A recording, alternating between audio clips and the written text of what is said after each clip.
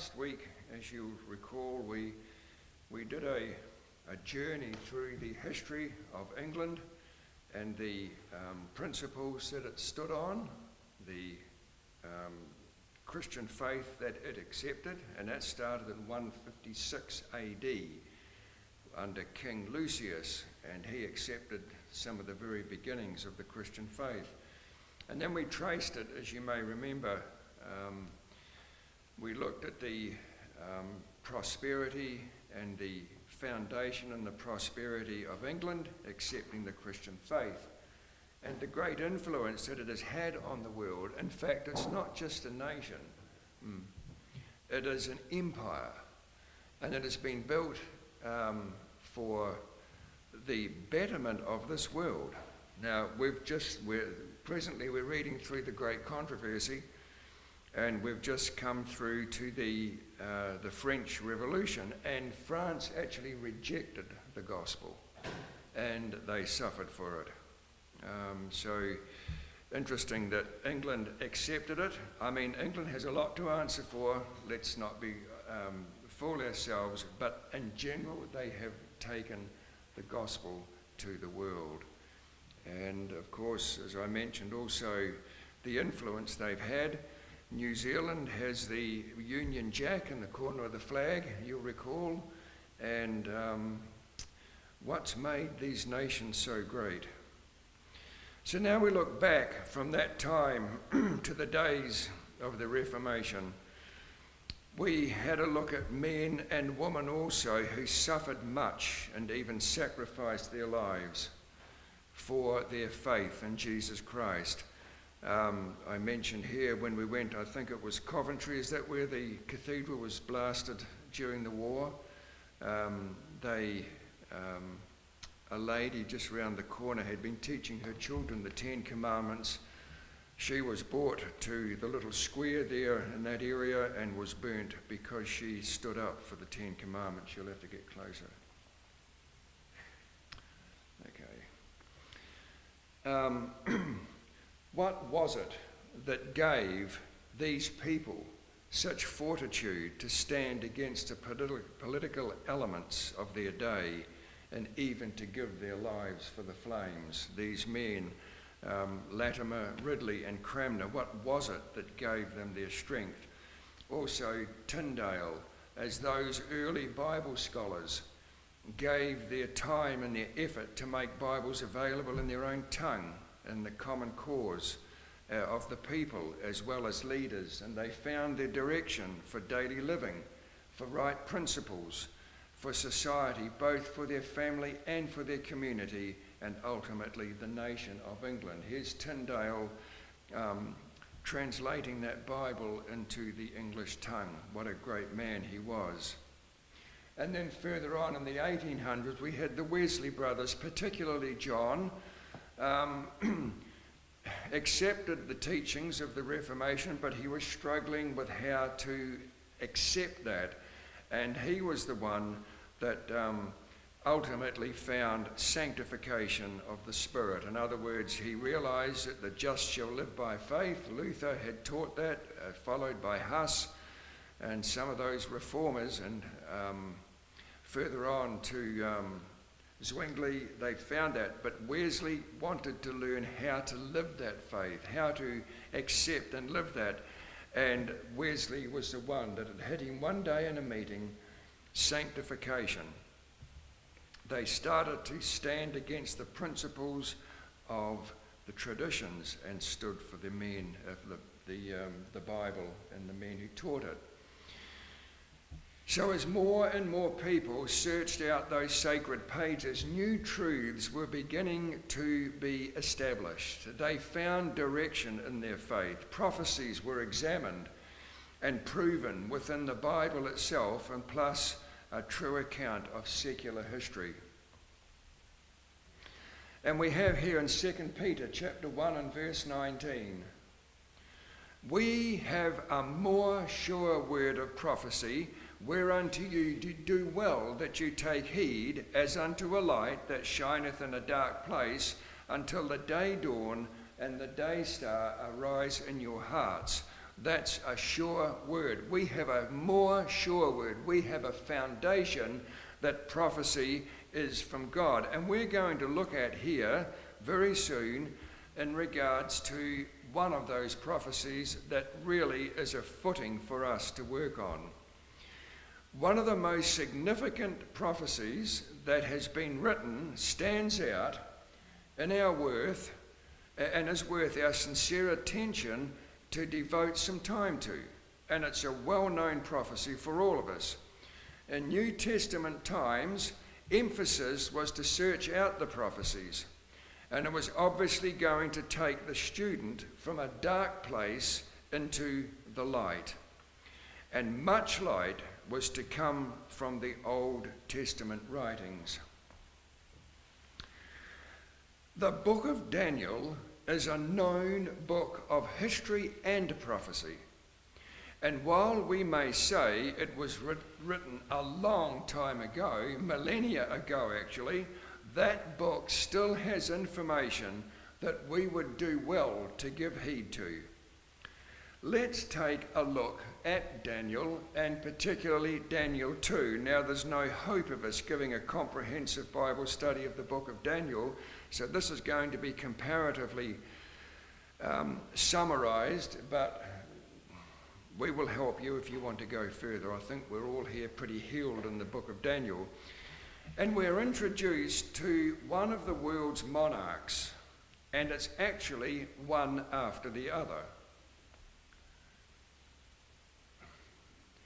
I want to look at Babylon as the beginning of it. The year is approximately 612 BC. The monarch is Nebuchadnezzar at that time. The empire is Babylon. King Nebuchadnezzar has just pretty recently taken Jerusalem captive. And we have a picture here of Nebuchadnezzar sleeping, not on that one. I think we're having trouble with the distance, I think.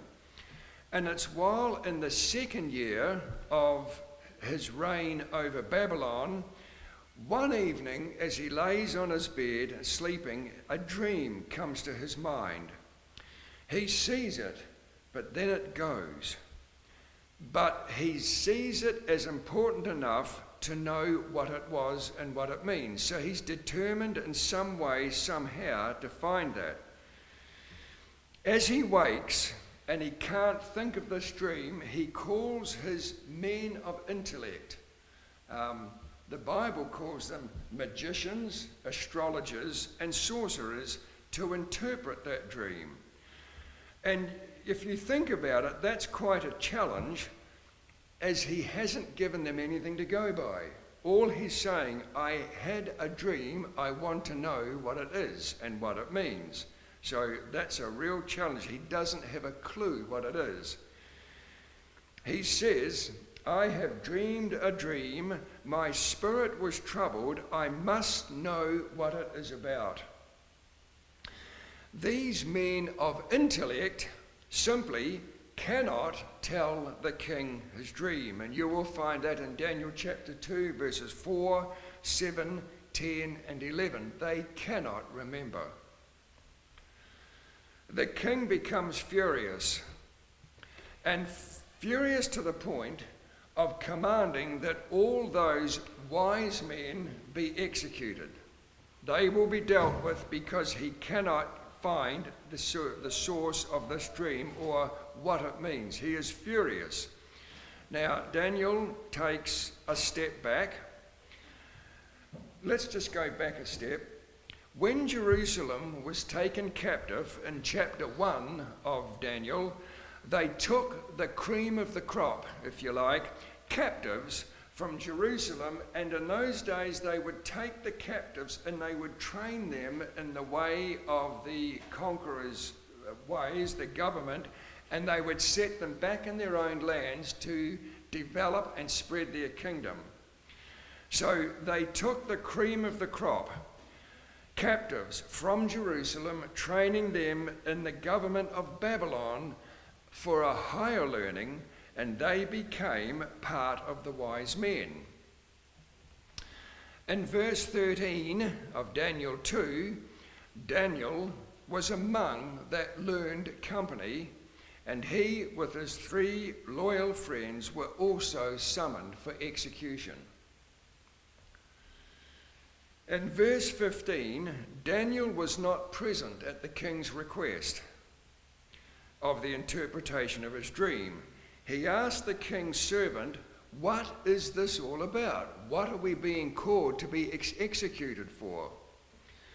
And the servant explained to Daniel the situation, what had happened.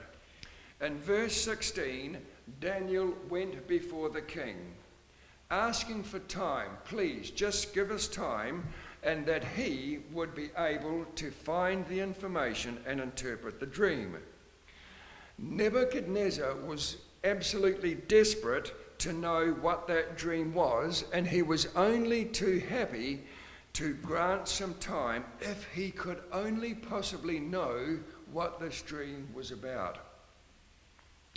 In verse 17, Daniel went back to his accommodation, shared with his 3 friends the story of what was going on and why they were summoned to be executed. In verse 18, these boys, Daniel and his 3 friends, they prayed that God would reveal this particular secret to them, also to preserve their lives, that they would not perish. And they appealed to the only source who could reveal the king's dream. And in verse 19, God did reveal that dream to Daniel. Verses 24 and 25, he again went in before the king. And in verse 28, we have these words, "But there is a God in heaven that revealeth secrets and maketh known to the king. Nebuchadnezzar, what shall be in the latter days? Thy dream and thy visions of thy head are upon thy bed are these." And then he starts to reveal this. Look at verse 28 again, though. There's an important fact in here. Daniel gives credit to God. That's the first place he starts. There is a God in heaven that reveals secrets. He gives credit to God straight away. But we pick up the story in verse 31, verses 31 to 35. We have these words, and I'll just read here the summary. "Thou, O king, sawest, and behold, a great image. This great image, whose brightness was excellent, stood before thee, and form thereof was terrible." So he has this, he's explaining now this vision. "This image's head was of fine gold, his breast and his arms of silver, his belly, his thighs of brass, his legs of iron, his feet part of iron and part of clay."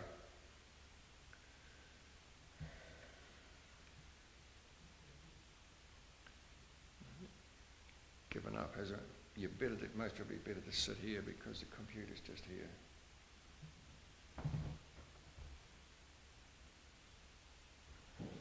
Sorry, electronics are not doing the best. Then he tells the interpretation of it. "The rise and the falls of empires may appear as if happening by the will of men, because we're looking in hindsight now, but the fact that Daniel's prayer was answered before all this happened." I mean, we look now in our day and we say, "Well, yeah, well, of course it was. We know there was a kingdom of Babylon. We know there was a kingdom of Medo-Persia." But remember that this is being before all of that's taken place. This is at the time of Babylon. Here is some obscure dream that is brought back to the mind of another man. Not only the dream, but the interpretation of it reveals that there was a divine essence involved here, very importantly. Verses 36 to 38 is the fulfilling of that prophecy. It started right at the time of Daniel in his lifetime. Verse 36, "This is the dream, and we will tell the interpretation thereof before the king. O thou king, art a king of kings. For the God of heaven has given thee a kingdom, power and strength and glory. And verse 38, and wheresoever the children of men dwell, the beasts of the field and the fowls of the heavens has given into thine hand, and has made thee ruler over them all. Thou art this head of gold. So here Daniel has seen the vision, he's explained it, and he's now saying to Nebuchadnezzar, you are this head of gold. So history reveals that Babylon ruled from 612 BC through to 537 BC, only 73 years, but it was a powerful kingdom. That's history that reveals it did happen. All right? Now, we've got a time slide here, and I'll just bring this back each time. Nebuchadnezzar was the head of gold. He was the head of state. He represented Babylon. Thou art this head of gold. Oh, flattering news to Nebuchadnezzar, very much indeed. A golden kingdom that would last forever, with its hanging gardens demonstrating its abundant wealth. Its abundant wealth. But Daniel didn't stop there. That great nation of Babylon was not to last forever, exactly as Daniel had foretold in his dream. In Isaiah chapter 13, verses 19 to 21, another writer of the Bible, he had something to say about Babylon's kingdom as well. Isaiah 13, 19 to 21, and Babylon, the glory of kingdoms, the beauty of the Chaldees, excellency, shall be as when God overthrew Sodom and Gomorrah. Even Isaiah has some information here. Verse 20, Isaiah 13, verse 20, it shall never be inhabited, neither shall it be dwelt in from generation to generation, neither shall the Arabian pitch his tent there, neither shall the shepherds make their fold there. And verse 21, but wild beasts of the desert shall lie there, and their houses shall be full of doleful creatures, and owls shall dwell there, and the satyrs shall dance there. So Isaiah reveals that Babylon would not last forever. It would be overthrown. It never will be inhabited again from that time, from its overthrow.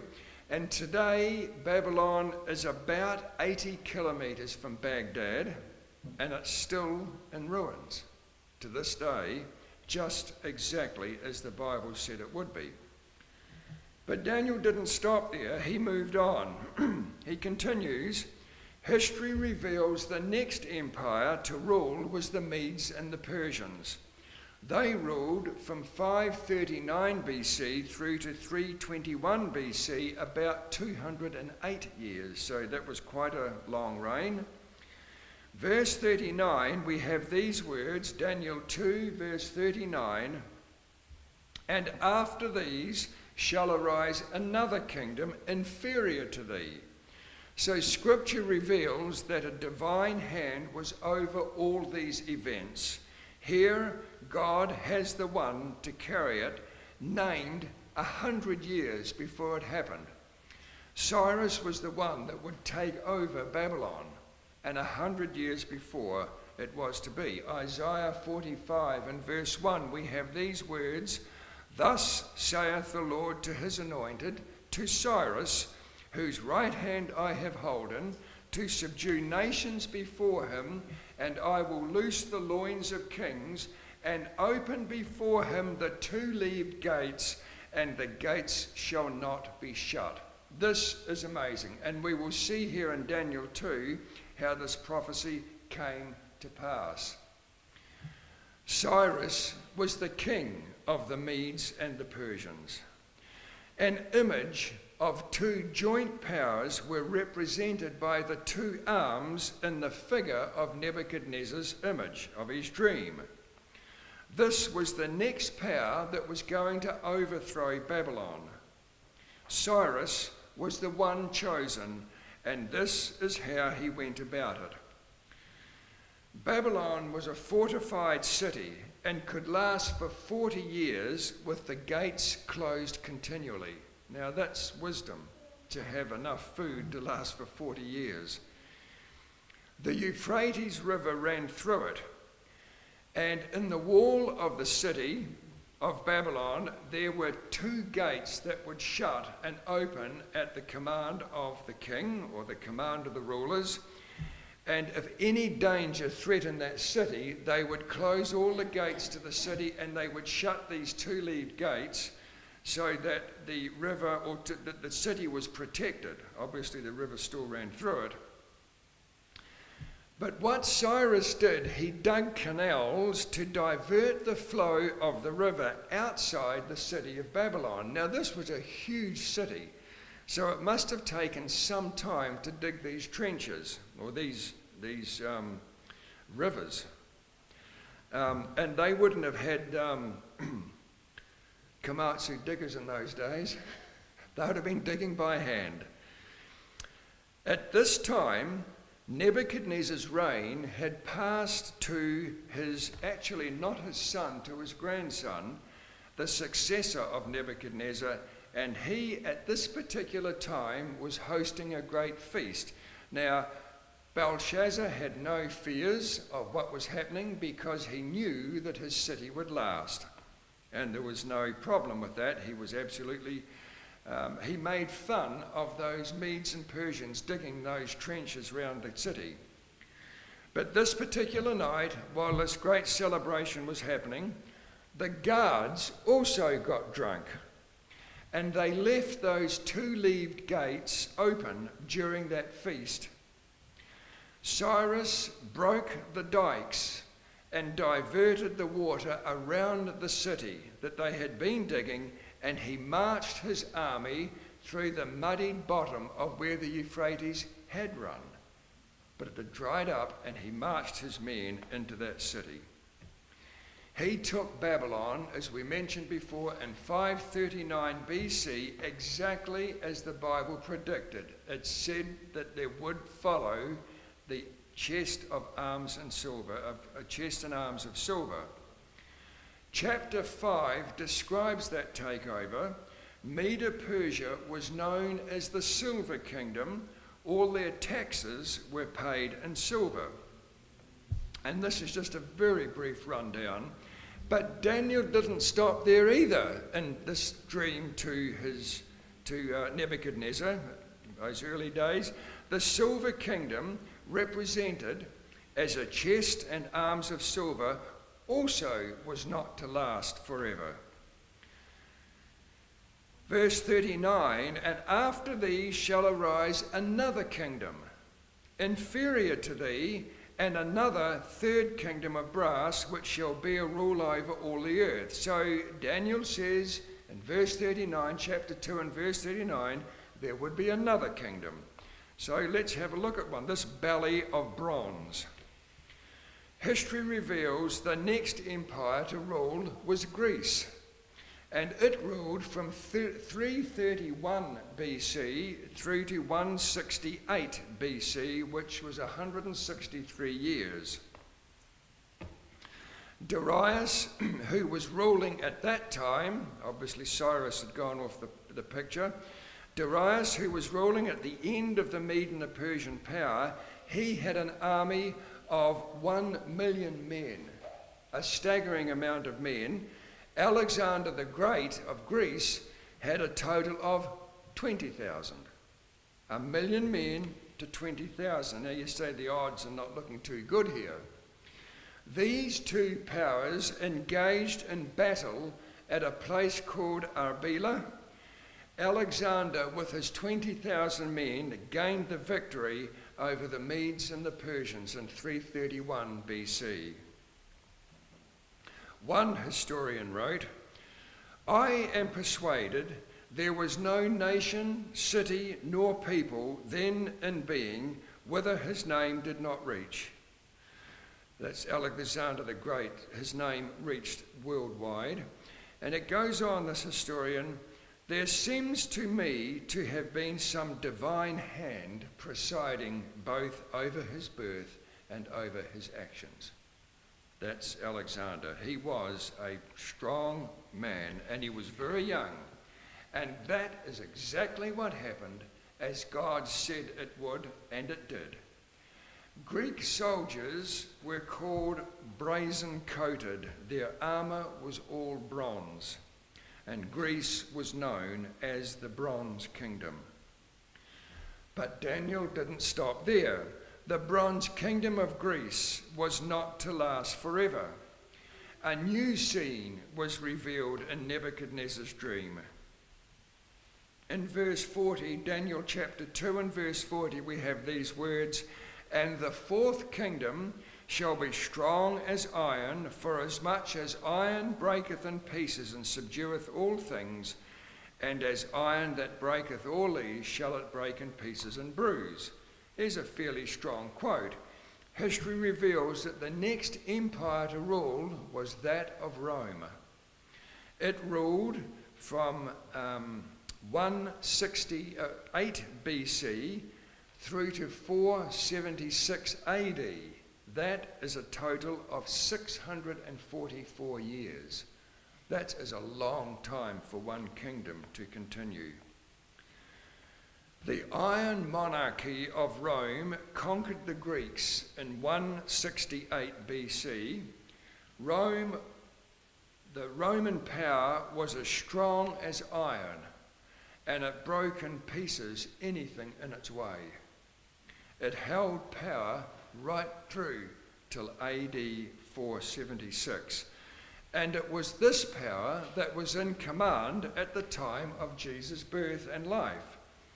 He was tried before a Roman governor, Pontius Pilate. He was crucified on a Roman cross. It was a Roman soldier that thrust his spear into the side of Jesus. An interesting point here to think of in all these powers, each succeeding mineral depicted in the image of Nebuchadnezzar's dream was of less value and yet more enduring and stronger than the one preceding it. Gold is valuable, but it's a soft metal. Nebuchadnezzar was this head of gold. When you get to the bottom, iron is not so valuable, but it's very strong. Now, with all these singular kingdoms ruling, we would just naturally expect, as anybody would, for another singular kingdom to come up and arise. But with uncanny accuracy, God says that there would be a divided kingdom after this. Verses 41 and 42, we have here a different kingdom. Keep going. Verse 41 and 42, "And whereas thou sawest the feet and toes, part of potter's clay and part of iron, the kingdom shall be divided, and there shall be in it of the strength of the iron, for as much as thou sawest iron mixed with miry clay." And verse 42, "And as the toes of the feet were part of iron and part of clay, so the kingdom shall be partly strong and partly broken." The history that followed took an incredible change. Rome gave way to what was seen in the dream as feet of iron and clay. They were the 10 tribes known as the Goths or the Barbarians. Here's a map of Europe there to get an understanding of that. They would rule from 476 until another kingdom would take over. All right? Barbarian tribes divided the Roman Empire, and Rome's power was broken. And there is still the iron mixed with clay, partly strong, partly broken and weak, but still Rome is involved because it's partly iron and partly clay. Rome changed from its political power, pagan Rome, to the Holy Roman Empire, religious and political, church and state. It would exist, this power will exist or would exist until the stone cut without hands would come in verse 45 of Daniel's dream. Or Nebuchadnezzar's dream, but Daniel's interpreting it. Never from that time onwards would the world be united again as one empire. Never. Barbarian tribes broke up that political force of Rome as follows. And we have a list here of those tribes here. Go back. I thought we had a map somewhere. I'll go back. Back. There, those. The Elamanni, they're marked out here on this map anyway. The Elamanni became Germany. The Anglo-Saxons became England, right? The Franks became France. The Burgundians became Switzerland. The Suevi became Portugal. The Lombards became Italy. There's a wrong one there somewhere.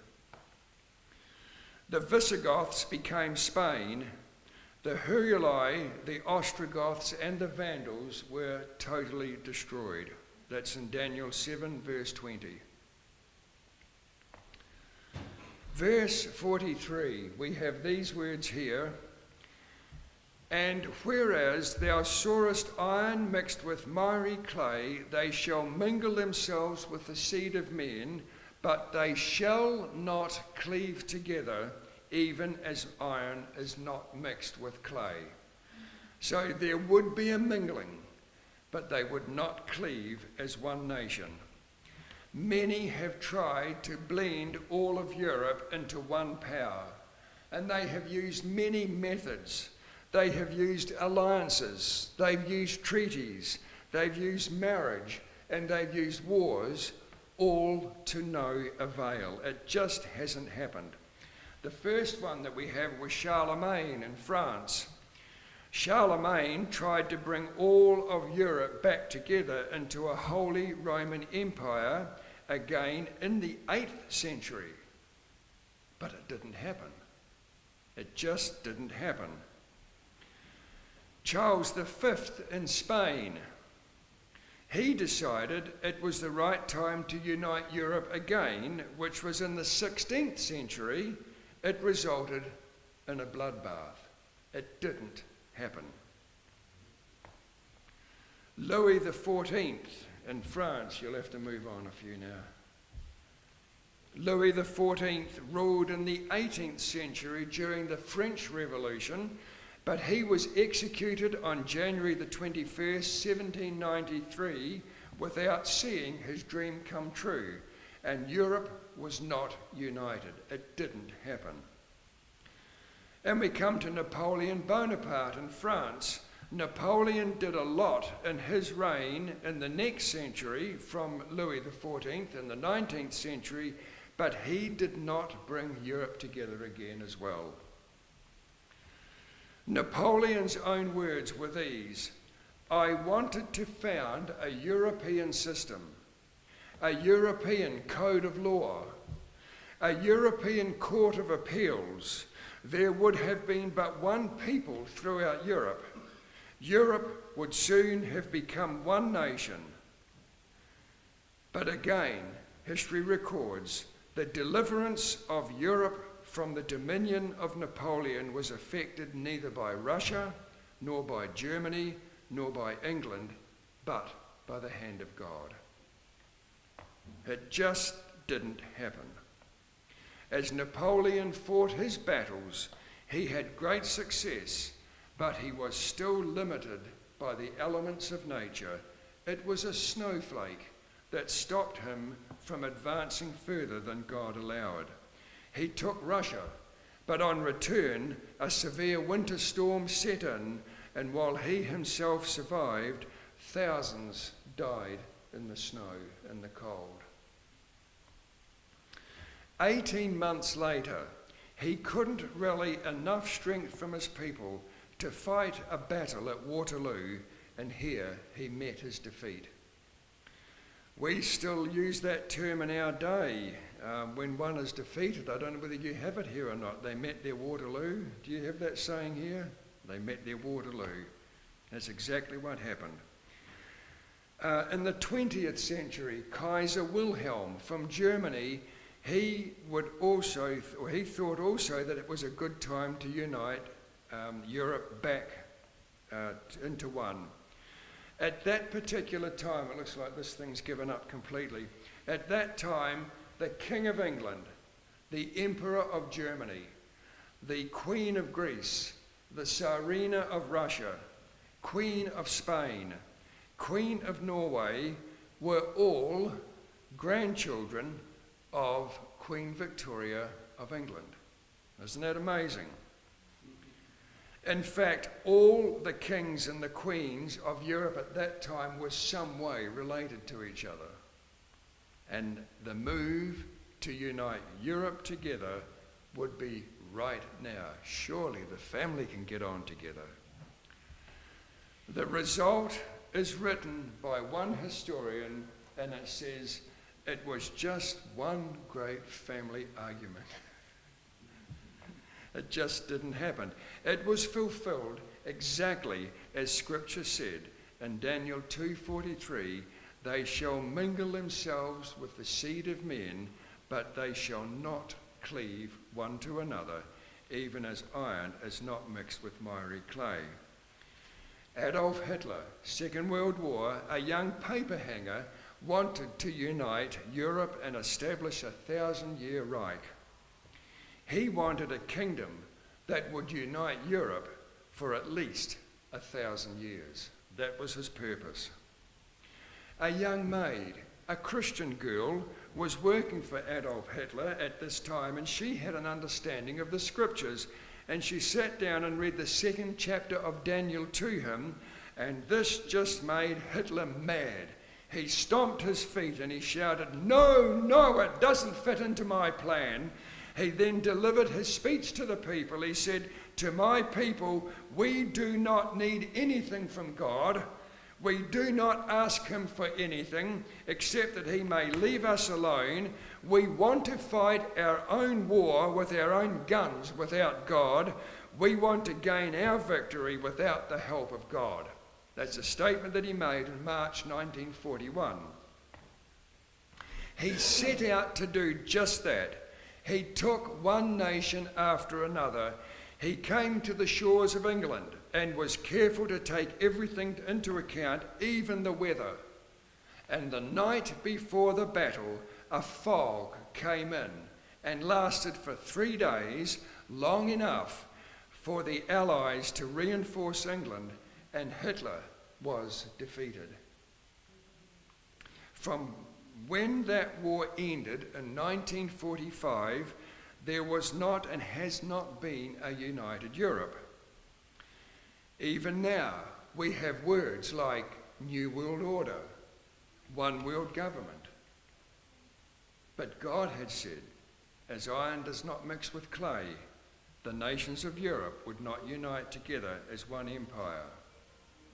And we have a strong bond of the UN forcing the nations together, and it's been successful.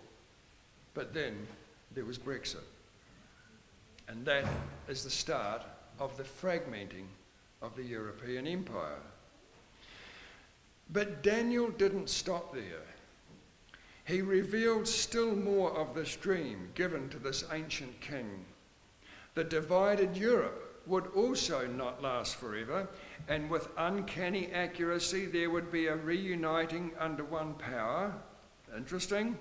It says in verse 34 of Daniel 2, the dream, the last of the dream, it says, "Thou sawest till a stone was cut without hands, which smote," this is verse 34, sorry, here's the dream. "Thou sawest till that a stone was cut out without hands, which smote the image upon his feet that were of iron and clay, and broke them to pieces." And verse 35, "Then was the iron, the clay, the brass, the silver, and the gold broken into pieces and became like the chaff of the summer threshing floors, and the wind carried them away, that no place was found for them, and the stone that smote the image became a great mountain and filled the whole earth. We have Babylon, Medo-Persia, we have Greece, we have iron, and then there's the breakup of this power to multiple powers, but then at the very end of the vision it comes back to one power, and that is this image. The stone that come and smote this image became a great mountain and filled the whole earth. Verse 44, here's the interpretation. And in the days of these kings shall the God of heaven set up a kingdom which shall never be destroyed, and the kingdom shall not be left one to another people, but it shall break in pieces, and it shall consume all these kingdoms, and shall stand forever.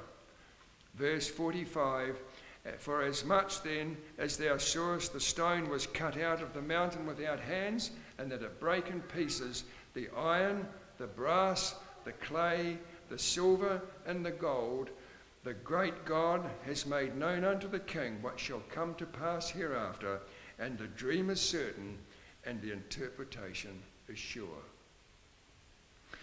You know, I just remember that we, in our studying years, 43 years ago, when we were studying this message, it was this vision that anchored us into what we believe today. There's no way that that can just happen by happenstance. It actually was well planned and well organized. God organized this.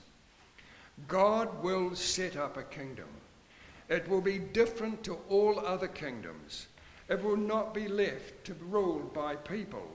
The present system will be smashed to pieces, and it is a total replacement. Again, verse 45, for as much as thou sawest that the stone was cut out of the mountain without hands, and that it broke in pieces the iron, the brass, the clay, the silver, and the gold, the great God hath made known to the king what shall come to pass hereafter. In other words, all this image will be totally replaced. The dream is certain, the interpretation is sure. It will happen. It will happen. Let's come down to today here in 2025, here in Lutterworth in England. It will happen. 2 Peter chapter 1, verses 19 to 21. We shared this text beforehand. It says, we have also a more sure word of prophecy, whereunto you do well that you take heed. You do well if you understand it. You do well if you study it out and take it on board. It's like a light that shines into a dark place until the day dawn and the day star arise in your hearts, knowing this first, that no prophecy of the Scripture is of any private interpretation. For the prophecy came not in old time by the will of man, but holy men of God spoke as they were moved by the Holy Ghost. This is beyond our comprehension. We follow our God. We do not make him follow us. We follow him. Just as sure as there was a Babylon, just as sure as there was a Medo-Persia, just as sure as there was a Greece, just as sure as there was a Rome, just as sure as there was a divided Europe, just that sure, this mysterious stone will come and shatter that image, just as God said it will. Nothing has ever taken God by surprise. God's mind is omnipotent. Nothing will happen that he has not prepared for. He knows the end from the beginning. Isaiah 46, 9 and 10, we have these words in closing. Isaiah 46, 9 and 10, remember the former things of old, for I am God, and there is none else. I am God, and there is none like me. Declaring the end from the beginning, and from ancient times the things that are not yet done, saying, my counsel shall stand, and I will do my pleasure. Whether you want to believe it or not, it will happen. God will bring it to pass. And we have 1 Thessalonians chapter 5 and verse 20 and 21. 1 Thessalonians 5 verses 20 and 21. We have these words, "Despise not prophesying, prove all things, hold fast that which is good." And I'll say this much, that all of you here today, the choices that you make, there will be consequences to your choices. If you are covering sin, if you are hiding your life, it will be revealed. God will make sure of that. There will be consequences. If you are making good choices, if you are following Christ with all the best of your ability, that will also be revealed. Your consequences will be revealed. This book of books, the Bible, can be trusted with full confidence as to the handbook of true success. It has changed many a life, even from criminals to become honest and genuine followers of Jesus Christ. We have a ministry over in New Zealand at home to go into the prisons and do some work there to minister to those men. And some can say, and it has been said to us, well, they finished up there because of their own fault. I tell you, brothers and sisters, but by the grace of God, we might be in there as well. But by God's grace, we are not. But one of the visits, that was actually the last one that I went into, we went into, a few of us, there were men there that found the gospel in the prison. And I said to them at that day when we took that little church service, I said, "Are you better off for it?" And he said, "Absolutely. It's changed my life." The Bible changed their lives. All the predictions in this chapter of Daniel chapter 2 have come to pass accurately.